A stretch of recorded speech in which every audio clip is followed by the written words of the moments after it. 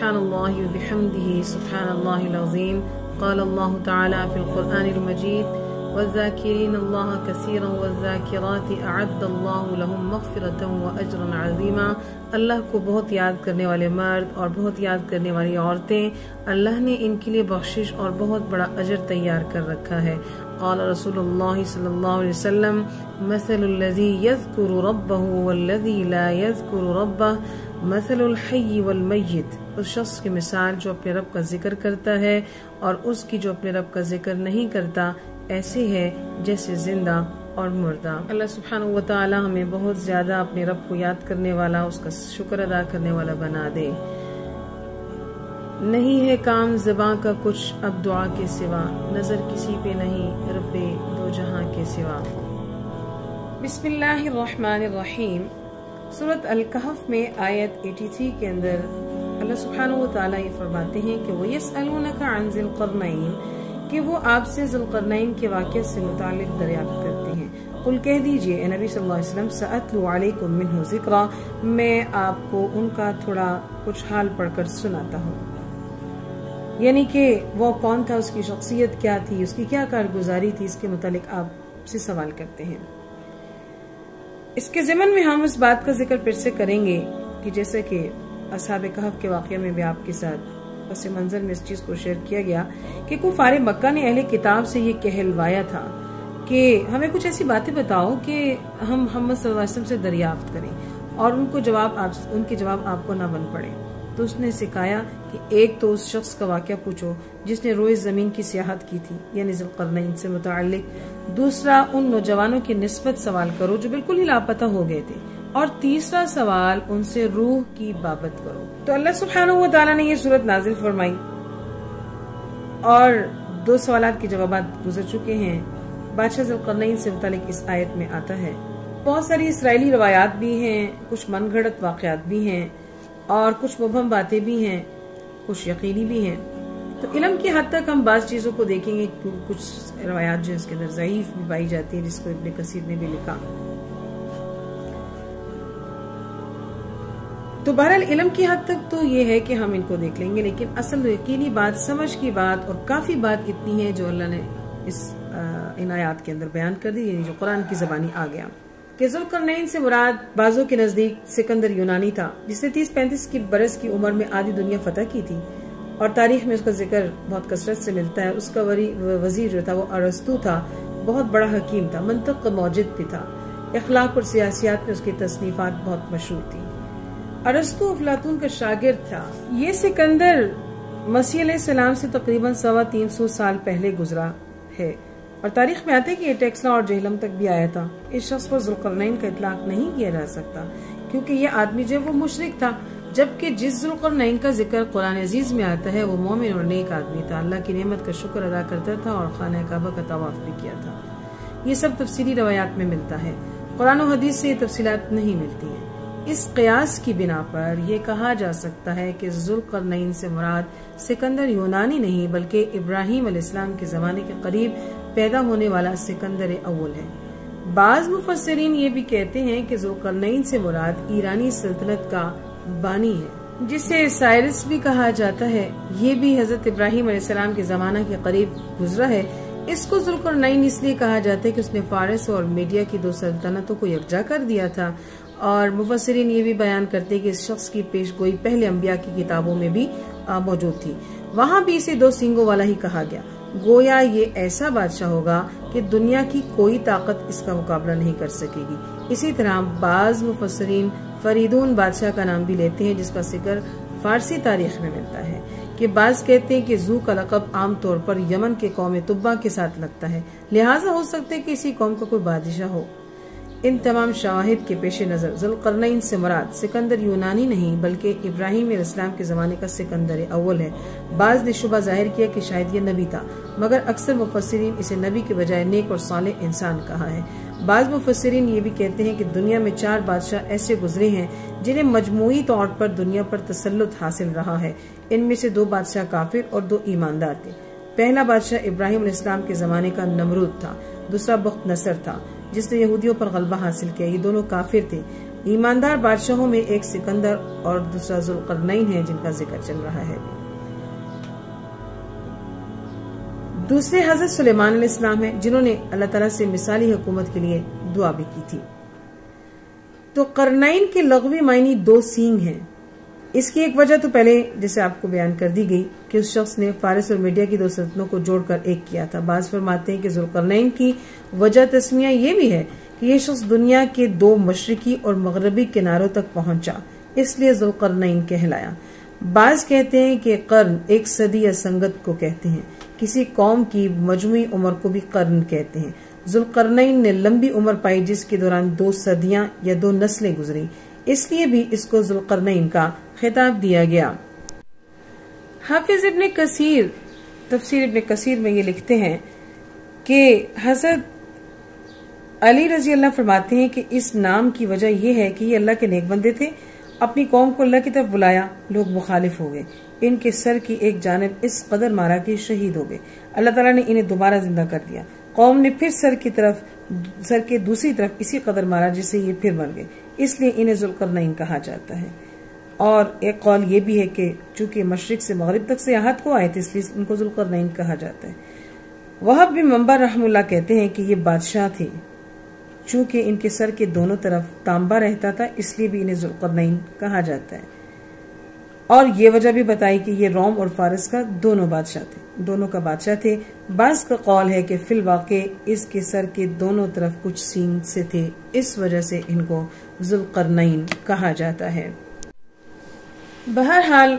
قرآن عزیز یہ کہتا ہے کہ وَيَسْأَلُونَكَ عَنْ ذِي الْقَرْنَيْنِ، آپ سے ذوالقرنین کے متعلق پوچھتے ہیں تو کہہ دیجئے پیغمبر علیہ السلام کہ سَأَتْلُو عَلَيْكُم مِّنْهُ ذِكْرًا، میں تم کو اس کا کچھ حال پڑھ کر سناتا ہوں۔ اللہ نے فرمایا إِنَّا مَكَّنَّا لَهُ فِي الْأَرْضِ، ہم نے اسے زمین میں ٹھکانہ دیا، یعنی اس کو خوب اقتدار عطا کیا۔ وَآتَيْنَاهُ، دیا اس کو مِنْ كُلِّ شَيْءٍ سَبَبًا، ہر قسم کا ساز و سامان بھی وافر مقدار میں دیا۔ سبب سے مراد رسی بھی کہلائی جاتی ہے، وسیلہ یا تعلق بھی ہوتا ہے، رستہ بھی مراد لیا جاتا ہے، علم بھی اس میں داخل ہوتا ہے، یعنی اس کا اطلاق ہر اس سامان پر یہاں اس واقعے میں ہوتا ہے کہ جو ذوالقرنین کو ضرورت تھی، جس کے ذریعے انسان اپنے مقصد تک پہنچتا ہے، اللہ سبحانہ و تعالی نے وہ تمام اسباب، روپیہ، پیسہ، آلات، علم، ہر چیز ان کو ضروریات کی فراہم کر دی تھی، جس کے ذریعے اتنی وسیع سلطنت کا انتظام و انصرام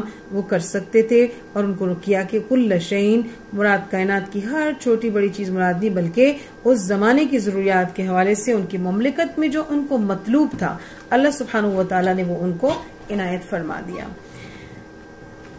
جیسے کہ پہلے بھی یہ بات آپ کو بیان کی کہ ذوالقرنین نے اپنی زندگی میں 3 طویل سفر کیے، تو یہاں پر پہلے مغربی سفر کا ذکر ہو رہا ہے کہ فَأَتْبَعَ سَبَبًا، پھر وہ ایک راستے پر ہو چلا، حتیٰ یہاں تک کہ اذا بلغ مغرب الشمس، کہ جب وہ سورج غروب ہونے کی جگہ پر پہنچا تو وجدہا، پایا اس کو تغرب فی عین حمیئۃ، ایک سیاہ ندی میں ڈوبتا ہوا، وہاں کا پانی اور مٹی جو ہے وہ سیاہ رنگ کی تھی۔ بعض نے اسے بحر اسود مراد لیا ہے کہ جس کی سرحد روس اور ترکی کے ساتھ ملتی ہیں، اس طرح معلوم ہوتا ہے تھا کہ سورج سیاہ دلدل میں ڈوب رہا ہے۔ سورج اور چاند تو دراصل اپنے اپنے مدار میں ہی چل رہے ہیں، بات کیا ہے کہ زمین کا جو حصہ سورج کے سامنے آ جاتا ہے وہ سورج طلوع ہوتا نظر آتا ہے، جو حصہ زمین سورج کی دوسری طرف جا رہا ہوتا ہے تو وہاں سورج غروب ہوتا نظر آتا ہے۔ انسان دنیا کے کسی بھی خطے میں موجود ہو، اسے وہیں سورج طلوع اور غروب ہوتا نظر آئے گا۔ اگر وہ کسی صحرا میں ہے تو وہ سورج کو زمین میں غروب ہوتا پائے گا، اور اگر سمندر کے کنارے ہے یا اس میں سفر کر رہا ہے تو اسے سورج پانی میں ڈوبتا نظر آئے گا۔ تو بہرحال ذوالقرنین مغرب کی طرف چلتے چلتے ایسے مقام تک پہنچ گئے کہ جہاں کوئی ندی تھی یا بحر اسود تھا، انہوں نے دیکھا کہ سورج پانی میں غروب ہو رہا ہے، ہو سکتا ہے کہ وہاں سیاہ رنگ کی دلدل بھی ہو۔ تو جب ذوالقرنین اس مقام پر پہنچا تو وہ وجد عندها قوما، تو وہاں اس نے کچھ لوگوں کو پایا، یہ لوگ ایماندار نہیں تھے، سرکش تھے، فسادی تھے، اور ان کی زبان اور معاشرت بھی مختلف تھی، اور وحشی قسم کے لوگ تھے۔ مفسرین یہ کہتے ہیں کہ یہ چمڑے کا لباس پہنتے تھے، عقیدے کی برائی میں مبتلا تھے۔ وہاں پہنچے تو اللہ نے فرمایا قلنا یا ذا القرنین، کہا ہم نے کہ اے ذی القرنین اما ان تعذب و اما ان تتخذ فیہم حسنا، یا تو تم ان کو سزا دے دو یا ان کے ساتھ اچھا سلوک کرو۔ مفسد لوگوں کو بری کارگزاری پر سزا دی جا سکتی ہے، تو اللہ نے ذی القرنین کو اختیار دے دیا کہ جو چاہے کریں۔ تو قال ذی القرنین، کہا ذی القرنین نے کہ اما من ظلم، جو شخص ظلم کرے گا تو فسوف نعذبہ، ہم اس کو سزا دیں گے، یعنی ہر ظالم کو اس کے ظلم کی سزا دیں گے۔ ثم يرد الى ربه، پھر وہ اپنے پروردگار کی طرف لوٹایا جائے گا، فيعذبه عذابا نكرا، پھر وہ اس کو سخت سزا دے گا۔ جب آخرت میں اللہ کی عدالت میں آئے گا، وہاں پیشگی ہوگی، تو پھر وہاں پہ بھی عذاب کا مزہ اس کو چکھنا پڑے گا۔ یعنی ذی القرنین نے یہ کہا کہ دنیا کے قانون کی خلاف ورزی پر تو ہم سزا دیں گے، مگر آخری سزا، حقیقی سزا اللہ ہی دے گا۔ ذی القرنین نے مزید یہ بھی کہا کہ وہ اما من آمن، جو شخص ایمان لایا، وعمل صالحا، اچھے اعمال کیے، تو ان فلہ جزاء الحسنى، تو اس کے لیے اچھا بدلہ ہوگا، اللہ کے ہاں بھی اجر کا مستحق ہوگا، کیونکہ اللہ کسی کی نیکی کو ضائع نہیں کرتے ہیں۔ وَسَنَقُولُ لَهُ مِنْ أَمْرِنَا يُسْرًا، ہم اپنے معاملہ میں اس کے لیے آسان بات کہیں گے۔ نیک اور ایماندار آدمی کے ساتھ حسن سلوکی روا رکھنا چاہیے، ایسے شخص کے ساتھ بدسلوکی کرنا ظلم کے مترادف ہوتا ہے۔ تو ذی القرنین نے بھی یہی کہا کہ ایماندار اور نیک آدمی کے ساتھ ہم بھی آسانی کریں گے اور سرکش کو ضرور سزا دیں گے۔ ثم اتبع السببا، آیت 89 میں اللہ فرماتے ہیں کہ پھر وہ ایک راستے پر ہو چلا جو کہ مشرق کی طرف تھا۔ تفسیری روایات کے مطابق یہ سفر لگ بھگ 12 سال میں مکمل ہوا، اللہ ہی خوب جانتے ہیں کم و بیشی کے عرصے کو۔ اللہ تعالیٰ نے ذی القرنین کو ایک خاص فضیلت بخشی تھی، قوت بھی عطا کی تھی، اور بہت سے کام معجزانہ طور پر ان سے سرزد ہوتے تھے۔ ہو سکتا ہے کہ یہ سفر اللہ کی طرف سے معجزاتی طور پر کم عرصے میں طے ہو گیا ہو، اللہ نے اس کی توفیق اپنی قدرت اور حکمت کے مطابق بخشی بھی ہو۔ تو انہوں نے مشرق کی طرف سفر اختیار کیا، حتی اذا بلغ مطلع الشمس، یہاں تک کہ وہ سورج نکلنے کی جگہ پر پہنچا، وجدها تطلع على قوم لم نجعل لهم من دونها سترا، کہ وہاں اس نے پایا کہ سورج ایک ایسی قوم پر طلوع ہوتا ہے کہ نہیں بنایا ہم نے ان کے اور سورج کے درمیان کوئی حجاب۔ مطلب ہی کہ وہ قوم بالکل بے حجاب تھی، انہوں نے کوئی مکانات نہیں بنائے تھے، نہ گھر تھے، نہ سورج کی تپش سے بچنے کا کوئی سامان کیا تھا۔ یہ سورج کی روشنی اور تپش براہ راست ان کے اجسام پر پڑتی تھی۔ ہو سکتا ہے کہ مغربی لوگوں کی طرح یہ مشرقی لوگ بھی غیر متمدن ہوں، اور مغربی لوگوں کے متعلق تو اللہ تعالیٰ نے ذی القرنین کو اختیار دیا تھا کہ جو چاہے کریں، سزا دیں یا رعایت برتیں۔ اس طرح یہ بھی مشرق کے رہنے والے بھی ایسے ہو سکتے ہوں گے، مکانات وغیرہ بنانے کی وہ ضرورت کو محسوس نہ کرتے ہوں گے، یا پھر ہو سکتا ہے کہ مکانیت کا وہاں پہ کوئی رواج بھی سرے سے موجود نہ ہو۔ بعض یہ کہتے ہیں کہ انہوں نے زیر زمین پناہ گاہیں بنا رکھی تھی، جب سورج کی دھوپ تیز ہوتی تو ان پناہ گاہوں میں چلے جاتے ہیں۔ اور بعضوں نے یہ بھی کہا کہ شدت کی گرمی کے دوران یہ لوگ پانی میں داخل ہو جاتے تھے، جیسے کہ جانور وغیرہ پانی میں گھس جاتے ہیں، جب دھوپ کی شدت میں کمی واقع ہوتی تو یہ باہر نکل آتے۔ بہرحال یہ کوئی اتنی عقل کے قریب باتیں نہیں ہیں، کچھ غیر یقینی باتیں ہیں، اتنا اعتماد ان پہ نہیں کیا جا سکتا ہے۔ صحیح بات اتنی ہے کہ جو قرآن و سنت سے ثابت ہے۔ اللہ نے فرمایا کہ کذالک، معاملہ ایسا ہی تھا کہ وقد احطنا بما لدیہ خبرا، تحقیق ہم نے ذی القرنین کے ساتھ پیش آنے والے تمام حالات کا احاطہ کر رکھا تھا،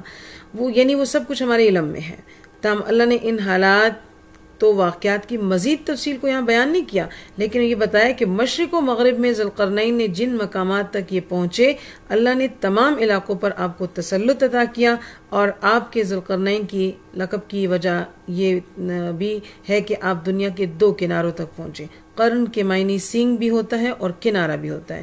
تو فرماتے ہیں اللہ تعالیٰ کہ ثم اتبع سببا، پھر وہ ایک اور راستے پر ہو چلا، یعنی ان کا تیسرا سفر، جیسے کہ ہم نے شروع میں بات رکھی تھی کہ انہوں نے 3 سفر اختیار کیے تھے، پہلا مغرب، دوسرا مشرق، اور تیسرا سفر جو اختیار کیا، یہ مورخین اور مفسرین، قرآن نے اس کی سمت نہیں بیان کی ہے، لیکن وہ اپنے اندازے سے بتاتے ہیں کہ یہ سفر بجانب شمال تھا۔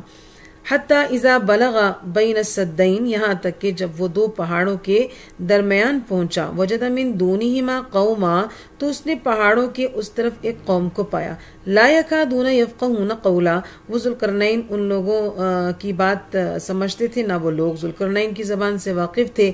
تو اللہ تعالیٰ نے ان کے درمیان ایک مکالمے کا ذکر فرمایا۔ ظاہر ہے کہ یہ بات یقیناً کسی ترجمان کی وساطت سے ہوگی، یا قدیم زمانے میں بھی اس کی مثالیں موجود ہیں، آپ صلی اللہ علیہ وسلم کے زمانے میں بھی اس کی مثال ملتی ہے، اور فی دور بھی جن علاقوں کی، جن ملکوں کی زبانیں نہیں سمجھی جاتی ہے تو وہاں کے گورنرز یا وہاں کے ترجمان ان کے درمیان جو ہے وہ بات یا گفتگو یا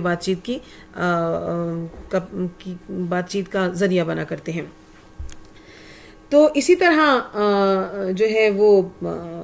ذوالقرنین تک یہ بات کسی ترجمان کی صورت میں، یا یہ بھی ہو سکتا ہے، ممکن ہے کہ اللہ سبحانہ و تعالیٰ نے جو ان کو اسباب دیے تھے اس میں کچھ ایسی صورتحال ہوئی ہو کہ وہ ان کی بات کو سمجھ گئے ہوں، یا کوئی بھی انداز کہ انہوں نے ان کی بات کو سمجھا ہو۔ تو ذوالقرنین نے اس جگہ کے لوگوں سے ان کی بات کو سمجھ لیا، اور ارشاد ہوتا ہے کہ قالو، انہوں نے کہا، یا ذوالقرنین، کہ ذوالقرنین ان یأجوج ومأجوج مفسدون فی الارض، بے شک یہ جو یأجوج اور مأجوج کی اقوام ہیں یہ زمین پر فساد کرنے والے ہیں، اور دراصل یاجوج اور ماجوج دو پہاڑوں کے درمیان سے اس طرف سے آباد تھی، اور یہ قوم اس طرف سے آباد تھی۔ تو یاجوج ماجوج گزر کر اس قوم کی طرف آتے، آ کے قتل و غارت کرتے، لوٹ مار کرتے اور فصلیں تباہ کرتے، جو ہاتھ بند پڑتا لے جاتے۔ یہ قوم کمزور تھی، یاجوج ماجوج کا مقابلہ نہیں کر سکتی تھی، لہٰذا یہ ان سے بہت تنگ تھے۔ انہوں نے اپنی حفاظت کے لیے ذوالقرنین کو ایک ریکویسٹ کیا، کہنے لگے کہ ذوالقرنین یہ فسادی لوگ ہیں، فَهَلْ نَجْعَلُ لَكَ خَرَجًا عَلَىٰ، کہ کیا آپ ہمارے لیے کوئی خراج یا ٹیکس مقرر کر دیں جو آپ کو ہم باقاعدگی سے یعنی پے کرتے رہیں گے، اور اس کام کے عوض آپ أَن تَجْعَلَ بَيْنَنَا وَبَيْنَهُمْ سَدًّا، ہمارے اور یاجوج ماجوج کے درمیان ایک رکاوٹ، ایک سد، ایک دیوار کو بنا دیں تاکہ ہمیں تنگ نہ کریں۔ ذوالقرنین نے ان کی اس ریکویسٹ کو قبول کیا، ان کی درخواست کے اوپر عمل درآمد کی بات کی، اور دو پہاڑوں کے درمیان ایک دیوار کو کھڑے کرنے کا ارادہ کر لیا، اور انہوں نے کھڑی کر دی، جیسے کہ آگے ذکر بھی آتا ہے۔ تو قرآن میں یاجوج اور ماجوج کا ذکر جو ہے وہ دو مقامات پر آتا ہے، تو ایک تو سورۃ الکہف میں جو یہی مقام ہے، اور دوسرا مقام سورۃ الانبیاء میں ہے۔ تو انشاءاللہ ان کی مزید تفصیل اگلا حصہ میں کریں گے۔ تو اس قوم نے ایک سد بنانے کا کہا۔ اس آیت میں دو پہاڑوں کا ذکر آیا کہ ان کے درمیان کا جو علاقہ ہے یا مقام ہے، تو اس کے وقوع کے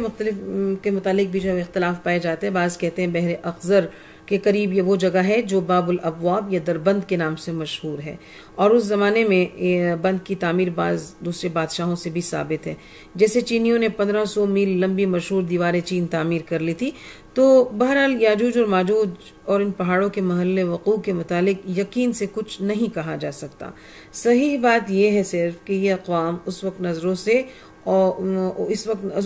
اوجھل ہیں، اور ان کا ظہور جو ہے وہ قیامت کے قریبی زمانہ میں ہوگا۔ اور اس زمانہ میں لوگ یہ کہتے ہیں کہ آج کا جو ہے وہ ایک سائنٹیفک دور ہے، اور دنیا ترقی کر گئی ہے، کوئی گوشہ انسان چاند پہ بھی پہنچ گیا ہے، دنیا کا کوئی گوشہ اس کی نظروں سے اوجھل نہیں ہے، ہر چیز جو ہے وہ دکھ گئی ہے، مگر یاجوج ماجوج ان کو کہیں نظر نہیں آئے۔ تو اس سلسلہ میں یہ کہ یہ کوئی حتمی بات نہیں ہے کہ وہ ان کو لازمی ہی نظر آئے، کیونکہ اللہ تعالیٰ جس چیز کو مخفی رکھنا چاہتا ہے تو وہ قادر مطلق ہے، وہ ایسا کوئی نہیں کر سکتا ہے کہ وہ اس کی مخفی چیز کو عیاں کر دے۔ جیسا کہ ہم دیکھتے ہیں، ہم سنتے اور ہم نے پڑھا اس بات کو کہ پیارا نبی صلی اللہ علیہ وسلم جب ہجرت مدینہ کے لیے اللہ کے حکم سے روانہ ہوئے تو محاصرین مشرکین مکہ مکان کا گھیرا تنگ کیے کھڑے ہیں، آپ ان کے درمیان سے ان کے سروں پر خاک گراتے ہوئے بحفاظت وہاں سے مدینہ کی جانب روانہ ہو گئے، اور ان کو علم بھی نہ ہوا، علم ہوتا ہے تو صبح ہو چکی ہوتی ہے، تو وہ جب چاہے تو کسی چیز کو مخفی کر لے۔ تو بہرحال تفسیری روایات کے مطابق یاجوج ماجوج 4000 اقوام پر مشتمل ہیں، ان میں سے ہر مرنے والا شخص اپنے پیچھے کم از کم 1000 قابل جنگ آدمی چھوڑتا ہے۔ اس سے یہ اندازہ لگایا جا سکتا ہے کہ ان اقوام کی تعداد کس قدر کثرت میں ہے۔ تو بادشاہ ذی القرنین نے ان کو یہ جواب دیا کہ قال ما مکنی فیہ ربی خیر، کہا کہ میرے لیے اللہ کی عطا کردہ وہ قدرت بہتر ہے، یعنی اس نے مجھے مال بھی دیا، حکومت بھی دیا، اسباب بھی دیے ہیں، تو لہٰذا مجھے اس چیز کی ضرورت نہیں، کسی مال کی ضرورت نہیں ہے۔ جیسے کہ انہوں نے کہا تھا نا کہ آپ ہمارے لیے کوئی ٹیکس مقرر کر دیں تو ہم یہ خراج آپ کو پے کریں گے، تو انہوں نے کہا کہ نہیں، مجھے یہ مال اسباب نہیں چاہیے، بلکہ تم صرف کیا کرو گے، فَأَعِينُونِي بِقُوَّةٍ، جسمانی مشقت میں میرے ساتھ تعاون کرو، مجھے افرادی قوت کی ضرورت ہے، مجھے افراد چاہیے جو مجھے یہ مٹیریل فراہم کر سکیں جس پر میں تمہیں دیوار تعمیر کروں، خرچہ میری حکومت اور میرے ذمے ہے، ہم برداشت کریں گے، لیکن تم افرادی قوت مہیا کر دو۔ یہاں سے یہ بات ایک سمجھ آتی ہے کہ جو اچھے بادشاہ ہوتے ہیں وہ خواہ مخواہ کے ٹیکس یا خواہ مخواہ کا بار جو ہے وہ عوام پر نہیں ڈالتے ہیں، کہ وہ عوام الناس سے بلا وجہ کے ٹیکسز وصول کریں، پھر اپنے عیاشی کے کاموں پر ان کو خرچ کریں۔ اچھی حکومتیں وہ ہوتی ہیں جیسے کہ ذوالقرنین کی طرح کے لوگوں کی بے لوث خدمت کو کریں۔ تو بہرحال انہوں نے کہا کہ تم افرادی قوت مجھے مہیا کرو تاکہ اجعل بینکم و بینہم ردما، تو میں تمہارے اور ان کے درمیان ایک بند باندھ دوں گا جس سے وہ فاسد لوگ، وہ مفسد لوگ تمہارے لیے راستہ عبور نہیں کر سکیں گے، تم ان سے محفوظ ہو جاؤ گے۔ تو ذوالقرنین نے ان سے کہا کہ ہم نے جو بند تعمیر کرنا ہے، جو سد بنانی ہے، اس کے لیے جو چیزیں چاہیے، تو اس کے لیے سب سے پہلے تم کیا کرو کہ آتونی زبور الحدید، لاؤ میرے پاس لوہے کے تختے۔ لوہا وہاں کہیں ہوگا کسی مقام پر جس کو لانے کا حکم دیا گیا، تو لوہا جمع ہونا شروع ہو گیا، اس پہاڑی درے میں بھرنا شروع کر دیا گیا، حتی اذا ساوا بین الصدفین، یہاں تک کہ وہ انتہائی کناروں تک برابر ہو گیا۔ مطلب یہ کہ لوگوں نے اتنے تختے لائے کہ دونوں پہاڑوں کے درمیان کے درے کو پر کرتے رہے، اور وہ اب کتنی بلندی تھی یا کس طرح سے اس کو جوڑا گیا، قرآن نے اس کے بارے میں کوئی صراحت سے اس کو بیان نہیں کیا ہے، بس یہ کہا ہے کہ اس کو جو ہے وہ پر کر دیا گیا۔ ہو سکتا ہے سکندر ذوالقرنین نے کرامت کے طور پر اللہ تعالیٰ نے ان کو کچھ ایسے ان کو اسباب مہیا کی ہوں، کچھ ایسی صورتحال جس سے ان کو جوڑ دیا گیا ہو، بہرحال کیونکہ اللہ نے ہر قسم کا سبب ان کو دیا تھا۔ تختے پر ہو گئے تو اس کے ساتھ ساتھ پھر ایندھن کا بھی انتظام کیا گیا، لوہے کے گرم کرنے کے لیے جیسے کوئلہ، تیل، گندھک وغیرہ، لکڑی کا استعمال، جو کچھ بھی مہیا تھا وہ سب بھی تختوں کے درمیان میں پر کر دیا گیا۔ آگ تبانے کے لیے ان کے درمیان آگ جلا دی گئی، اس کو پھونکنا شروع کر دیا گیا، اور جب یہ سارا سامان تیار ہو گیا تو قولا انفخوا، تو ذوالقرنین نے کہا کہ آگ جلا کر ان کو پھونکو تاکہ آگ بھڑک اٹھے، لوہا پگھل کر یکجان ہو جائے۔ آج کل ہم دیکھتے ہیں کہ لوہے کو پگھلانے کے لیے بڑی بڑی بھٹیاں کام کرتی ہیں اور فیکٹری سسٹم چل رہے ہیں، مگر اس زمانے میں ذوالقرنین نے اللہ کے حکم سے ایسا طریقہ کو اختیار کیا کہ کھلی جگہ میں لوہے کو اتنی آگ دی کہ اس کے تمام تختے پگھل کر یکجان ہو گئے، حتی اذا جعلہ نارا، تو یہاں تک کہ جب وہ اس لوہے کو بالکل آگ کی طرح کر دیا تو کہا ذوالقرنین نے کہ آتونی افرغ علیہ قطرا، میرے پاس تانبا لے کر آؤ، میں اسے لوہے پر ڈال دوں۔ ظاہر ہے کہ تانبا لوہے سے بھی زیادہ سخت ہوتا ہے، اور اسے پگھلانے کے لیے بھی ظاہر ہے اس کا ٹیمپریچر اس سے زیادہ ہائی چاہیے، تو جب لوہا گرم ہو کر پگھل گیا تو اس پر پگھلا ہوا تانبا ڈالا گیا، جس سے لوہے کی دیوار مزید ایک سٹرونگ، مضبوط، زبردست دیوار تیار ہوگی، اس میں شگاف پڑنے کا اب اندیشہ نہ رہا۔ جب یہ درہ لوہے کی مضبوط دیوار سے بند ہو گیا تو شر پسند قوم یاجوج ماجوج دوسری طرف رہ گئے، اس طرف آنے کا ان کا امکان ختم ہو گیا، وہ اب اس کو عبور نہیں کر سکتے تھے۔ تو بادشاہ نے ذوالقرنین نے ایک بڑا کارنامہ ان کے لیے انجام دیا، تو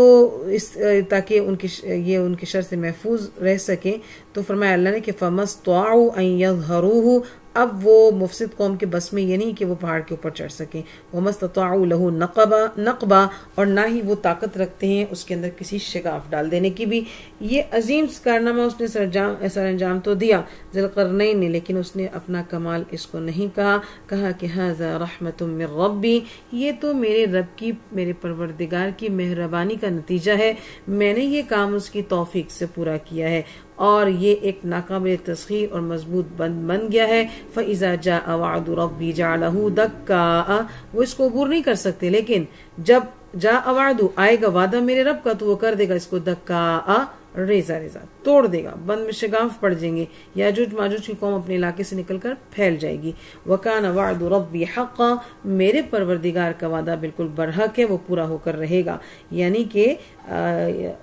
ان کے ظہور کا، ان کے واپس نکلنے کا وقت اللہ تعالیٰ نے ان کو قیامت کی نشانیوں تک کے لیے چھوڑ دیا، یعنی کہ تب جب قیامت برپا ہوگی تب ہم ان کو کھولیں گے، اس سے پہلے یہ اسی کے پیچھے بند رہیں گے۔ وَتَرَكْنَا بَعْضَهُمْ يَوْمَئِذٍ يَمُوجُ فِي بَعْضٍ، اور ہم چھوڑ دیں گے بعض کو اس دن ایک دوسرے میں وہ گھس رہے ہوں گے۔ اور وَنُفِخَ فِي الصُّورِ، پھر جب دوبارہ سور پھونکا جائے گا تو فَجَمَعْنَاهُمْ جَمْعًا، ہم سب کو جمع کر لیں گے۔ یعنی یاجوج اور ماجوج ہر اونچے پہاڑ اور ٹیلے سے اچھلتے کودتے جو سلپ ہوتے ہوئے جیسے ہوتے ہیں آئیں گے، پہلا بغل بجے گا تو دنیا کی ہر چیز فنا ہو جائے گی، پھر دوسرا سور پھونکا جائے گا تو اللہ فرماتے ہیں کہ ہم سب کو جمع کر لیں گے، مخلوق زندہ ہو کر حساب کتاب کے لیے میدان حشر جمع ہو جائے گی۔ یعنی کہ اس وقت یہ عالم ہوگا، بڑا انتشار و خلفشار ہوگا، اور لوگ ایک دوسرے میں جیسے گھسے چلے جا رہے ہوں گے، اور ان کی مثال پروانوں کی ہوگی جس کی نہ کوئی حد، نہ کوئی مقرر لمٹ، نہ رفتار، نہ کوئی سمت، جدھر چلے ادھر بھاگیں گے، تمام لوگ افراتفری کا عالم ہوگا اور ایک دوسرے میں گھسیں گے۔ اور پھر کیا ہوگا کہ وَعَرَضْنَا جَهَنَّمَ يَوْمَئِذٍ لِلْكَافِرِينَ عَرْضًا، اللہ نے فرمایا کہ اس دن ہم جہنم کو کافروں کے سامنے کر دیں گے، اور وہ کافر الذین کانت اعینہم فی غطاء عن ذکری، جن کی آنکھوں میں میری یاد سے پردے تھے، وہ غفلت میں رہے، کبھی مجھ کو یاد ہی نہیں کیا، تو اس طرف سے ان کی آنکھیں اندھی ہو چکی تھی، تو یہ لوگ حساب کتاب کے بعد جہنم میں انہوں نے یقیناً جانا ہے، کیونکہ دنیا میں بھی ان کی حالت یہ تھی کہ وَكَانُوا لَا يَسْتَطِيعُونَ سَمْعًا، اچھی بات سننے کی ان کو توفیق نہیں ملتی تھی، یہ لوگ ہمیشہ غفلت میں پڑے رہے، اپنے کانوں میں کوئی انہوں نے دین کی پیغمبر کی تعلیم کی کوئی جگہ نہیں دی اس کو، تو یہ ہمیشہ اسی میں رہیں گے۔ اور آنکھوں کے میں پردے پڑنے کا یہ مطلب بھی ہو سکتا ہے کہ آج انسان آج تک یاجوج ماجوج کی اقوام کو نہیں دیکھ سکے کہ وہ کہاں ہیں، تو جب اللہ کا حکم ہوگا تو وہ ظاہر ہو جائیں گے، اور اللہ کے کوئی بعید نہیں کہ وہ کسی چیز کو انسانوں پر ایک مدت تک مخفی رکھے، اس لیے جو ہے وہ اللہ کی قدرت بہت وسیع و اعلیٰ ہے۔ اللہ تعالیٰ نے قیامت کا تذکرہ بھی فرما دیا، بادشاہ ذی القرنین کے مختلف واقعات کا ایک تائرانہ جائزہ آپ کہہ لیجئے کہ وہ ان آیات کے اندر تھا، اور پھر یاجوج ماجوج کے خروج سے متعلق، پھر ان کی ہلاکت سے متعلق، اور اس کے بعد جو ہے وہ مسیح علیہ السلام کچھ عرصہ دنیا میں رہیں گے، پھر وفات پا جائیں گے، نیک لوگ بھی کچھ مدت تک دنیا میں رہیں گے۔ تو یہ ان آیات کے پس منظر میں کچھ واقعات تھے، انشاءاللہ یاجوج اور ماجوج سے متعلق تفصیل ہم اپنے اس ویڈیو کے اگلے حصے میں آپ کے ساتھ شیئر کریں گے۔ اللہ تعالی ہم سب کو دین کی سمجھ، اس پر عمل کی توفیق، نفع والا علم ہم سب کو نصیب فرمائے۔ وآخر دعوانا ان الحمد للہ رب العالمین۔